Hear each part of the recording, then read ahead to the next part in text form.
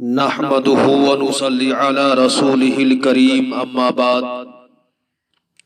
قال الله تعالى في القرآن الكريم فأعوذ بالله من الشيطان الرجيم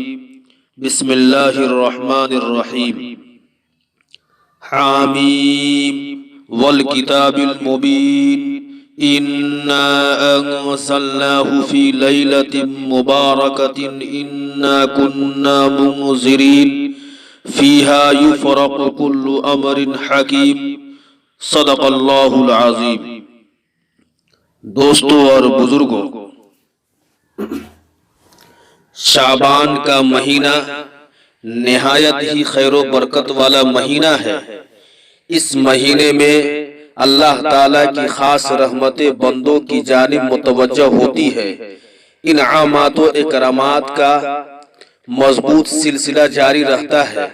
ہر سو نیکیاں پھیلا دی جاتی ہے، برائیوں کا خاتمہ کر دیا جاتا ہے۔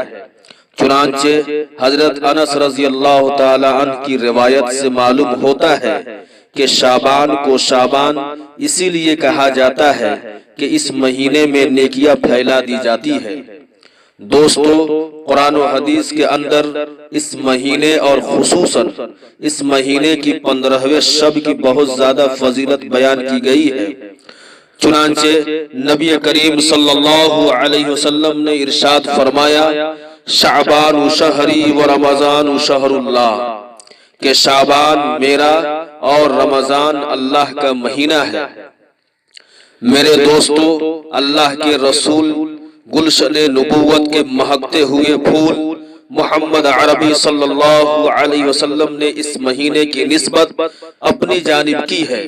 اور حقیقت یہ ہے کہ نسبت ہی باعث کمال ہوا کرتی ہے۔ چنانچہ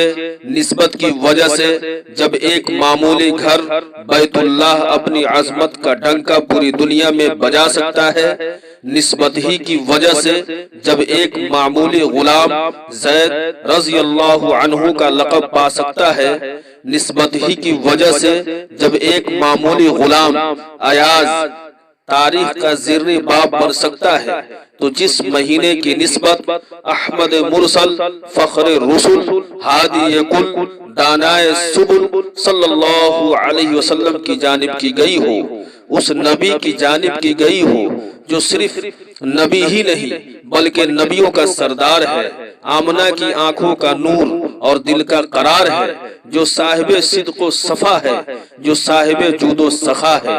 جو امینوں کا امین ہے، جو شفیع المذنبین ہے، جس کی ایک نگاہ نے چاند کے 2 ٹکڑے کیے، جس کی ایک نظر نے باطل کے دانت کھٹے کیے، جس کے اخلاق و عادات قرآن ہے، جس کے طور و طریق لائق فخر و بیان ہے،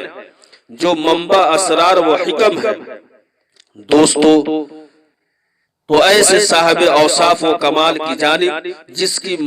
جس مہینے کی نسبت کی گئی ہو، سبحان اللہ، اس مہینے کی عظمت و برتری کا کیا پوچھنا، یقیناً اس کا مرتبہ بھی اتنا ہی بلند و بالا ہوگا۔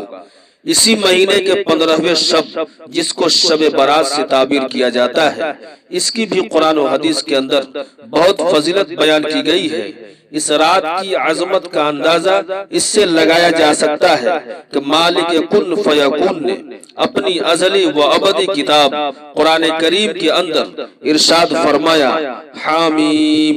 والکتاب المبین اِنَّا أَنزَلْنَاهُ فِي لَيْلَةٍ مُبَارَكَةٍ إِنَّا كُنَّا مُنذِرِينَ فِيهَا يُفْرَقُ كُلُّ أَمْرٍ حَكِيمٍ، کہ ہم نے قرآن عظیم کو ایک مبارک رات کے اندر نازل کیا ہے۔ دوستو، لیلہ مبارکہ کی مراد جب ہم نے علماء مفسرین سے معلوم کی تو مفسرین کی ایک جماعت کہنے لگی کہ اس سے مراد شب قدر ہے، اور دوسری جماعت جس میں حضرت اکرمہ رضی اللہ تعالی عنہ بھی ہیں کہنے لگے کہ اس سے مراد شب برات ہے۔ اختلاف اقوال و آراء نے ہمارے لیے مسئلہ کو پیچیدہ بنا دیا، مگر قربان جائیے حضرت امام اعظم رحمت اللہ علیہ کی جلالت و شان اور عالی مرتبت پر امام ابو حنیفہ رحمت اللہ علیہ کی علم کی گہرائی و گہرائی پر کہ جنہوں نے ہمارے لیے اس بدھی کو سلجھا دیا اور مسئلہ کا سمجھنا آسان کر دیا۔ فرمایا کہ دونوں اقوال میں کوئی تضاد نہیں ہے، اس لیے کہ شب قدر کے سلسلے میں کوئی حتمی فیصلہ موجود نہیں کہ کون سی رات ہے۔ روایات مختلف ہے، اس میں سے ایک روایت یہ بھی ہے کہ سالوں بھر یہ شب گھومتی رہتی ہے، تو ممکن ہے جس رات میں قرآن کا نزول ہو رہا ہو وہ رات شب قدر بھی ہو اور شب برات بھی ہو۔ دوستو اور بزرگوں، اگر بات یہ ہے کہ قرآن شب برات میں نازل ہوا تو ظاہر ہے وہ قرآن جو ابدی و سرمدی کتاب ہے، جو لافانی و لاسانی صحیفہ ہے، جو خزینہ رحمت و برکت ہے، جو ذخیرہ حکمت و موعظت ہے، جو منبع اسرار و حکم ہے، جس نے ان کنتم فی ریب مما نزلنا علی عبدنا فأتوا بسورۃ من مثلہ کے ذریعے پوری کائنات سے اپنی عظمت منوائی، بڑے بڑے فصحا بلغا کو چیلنج کیا، بڑے بڑے ادبا و شعراء کے دانت کھٹے کیے، جو سراپا رشد و ہدایت ہے، جس میں کمال فصاحت و بلاغت ہے، جس کی ایک آواز نے حضرت عمر رضی اللہ تعالی عنہ جیسے قوی جانباز کو مسحور کر دیا، جس کی سحر انگیزی تلاوت نے حضرت عثمان رضی اللہ تعالی عنہ کے دل پر قبضہ کر دیا، جس کی دل فریب صوت و آہنگ نے نہ جانے کتنے قلوب کو پلٹ کر رکھ دیا۔ ایسی باعظمت کتاب، ایسے بلند و بالا قرآن کا نزول جس رات کے اندر ہو رہا ہو، اس رات کی عظمت و برتری کا کیا پوچھنا۔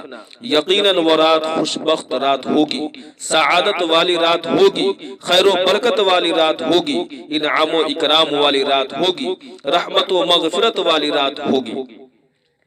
دوستو، حدیث پاک میں وارد ہوا ہے کہ شعبان کی جب 15ویں شب آتی ہے تو باری تعالیٰ سمائے دنیا پر تشریف لاتا ہے اور آواز لگاتا ہے، کہاں ہے میرا خطاکار بندہ، کہاں ہے میرا گناہگار بندہ، کہاں ہے میرا مفلس نادار بندہ، کہاں ہے قرض میں ڈوبا ہوا میرا پریشان بندہ،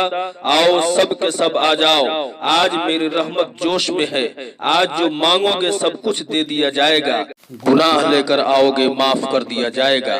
بخشش لینے آؤ گے دے دی جائے گی، رزق لینے آؤ گے دے دیا جائے گا، اولاد لینے آؤ گے دے دی جائے گی، قرض کی خلاصی چاہو گے انتظام کر دیا جائے گا، جنت لینے آؤ گے دے دی جائے گی، غرض آج جو کچھ بھی مانگو گے دے دیا جائے گا، کسی چیز سے محروم نہیں رکھا جائے گا۔ پہلے آ کر تو دیکھو، میرے در پر جھک کر تو دیکھو، پھر میری رحمت کا کمال دیکھنا، میرے انعامات و اکرامات کی بارش دیکھنا۔ دوستو اور بزرگوں، یہی وجہ ہے کہ اس رات میں حضور صلی اللہ علیہ وسلم سجدے میں ملیں گے، ابو بکر سجدے میں ملیں گے، عمر فاروق سجدے میں ملیں گے، عثمان سجدے میں ملیں گے، علی سجدے میں ملیں گے، رضی اللہ تعالی علیہم اجمعین۔ غرض کے سب خدا کے حضور سجدہ ریز ہیں، رو رہے ہیں، گڑ گڑا رہے ہیں، رحمت و مغفرت کی بھیک مانگ رہے ہیں، انعامات و اکرامات کو لوٹنے میں لگے ہیں، اپنے محبوب کو خوش کرنے میں لگے ہیں، اپنے خدا کو راضی کرنے میں لگے ہیں۔ میری دینی بھائیوں، اگر ہم محمد عربی صلی اللہ علیہ وسلم کے پکے سچے عاشق ہیں، ابو بکر و عمر کے فدائی ہیں، عثمان و علی سے محبت رکھنے والے ہیں، تو آؤ ہم سب مل کر ان کی اتباع کر لیں، ان کی پیروی کر لے۔ اس رات انہوں نے خدا کے حضور رویا تھا، ہم بھی رو لیں، انہوں نے توبہ و استغفار کیا تھا، ہم بھی توبہ استغفار کر لیں، انہوں نے خدا کے غیظ و غضب سے پناہ مانگی تھی، ہم بھی مانگ لے، انہوں نے خدا کے انعامات و اکرامات کو لوٹا تھا، ہم بھی لوٹ لے۔ کل تک ہم خدا کی رحمت کی تلاش میں تھے، آج خدا کی رحمت ہماری تلاش میں ہے، ہمیں آواز دے رہی ہے کہ آؤ سب کے سب آؤ، بخشش کر دی جائے گی، معاف کر دیا جائے گا۔ مگر افسوس صد افسوس، ہم کیسے مسلمان ہیں، بجائے خدا کے دروازے پر آنے کے بدعات و خرافات کے دروازے پر چلے جا رہے ہیں۔ ہم وہ کام کر رہے ہیں جس کو ہمارے نبی نے نہیں کیا، جس کو ہمارے صحابہ نے نہیں کیا، جس کو ہمارے بزرگوں نے نہیں کیا، جو نہ ہماری شریعت ہے اور نہ ہمارا دین ہے، بلکہ جاہلی رسم و رواج اور ہندوانہ طور و طریق ہے۔ دوستو اور بزرگوں، اس مہینے میں حضور اکرم صلی اللہ علیہ وسلم سے صرف 3 امور ثابت ہے: 15ویں شعبان کے دن روزہ رکھنا، 15ویں شب میں قیام کرنا، اور قبرستان جا کر مردوں کے لیے دعا استغفار کرنا۔ اس لیے یہ تینوں امور ہمارے لیے مسنون ہیں، اس کے علاوہ کوئی چوتھی چیز ثابت نہیں۔ اس لیے اگر کوئی چوتھی چیز ثواب سمجھ کر کی جائے گی تو وہ بدعت کہلائے گی، اس سے ہر حال میں بچنا ضروری ہے۔